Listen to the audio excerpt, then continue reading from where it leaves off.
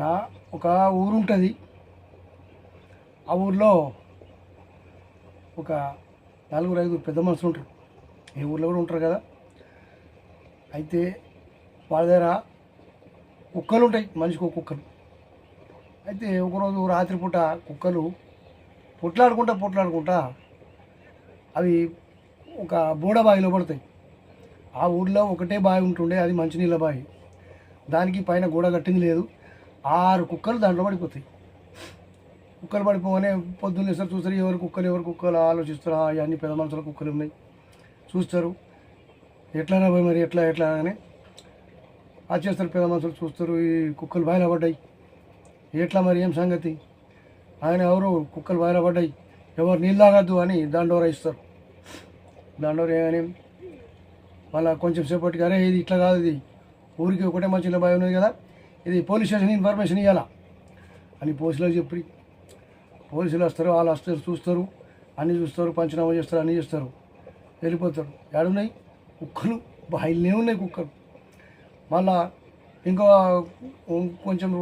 రోజు కాగానే ఆ పెద్ద మనుషులు ఆ కుక్కలు ఓలో ఉన్నాయి, ఓల పేరు మీద ఉన్నాయి, అవి వాటి మీద ఇన్సూరెన్స్ ఉంటుంది. ఆ ఇన్సూరెన్స్ కూడా వాళ్ళు క్లెయిమ్ చేసుకుంటారు. వాళ్ళ ఇన్సూరెన్స్ క్లెయిమ్ అయిపోతుంది. కానీ కుక్కలు ఏడున్నాయి, బాయిలనే ఉన్నాయి. వాసన వచ్చేస్తున్నది, గల్లీ అంతా ఊర్లో వాసన వస్తున్నది. ఏ పెద్ద హైదరాబాద్ నుంచి పెద్ద డాక్టర్లు పిలిపించి అందరికీ టాబ్లెట్లు ఇవ్వట్రి, అన్నీ ఇవ్వట్రి, ఊర్లో స్ప్రేలు చేయట్రి, మంచి మందులు తెచ్చి.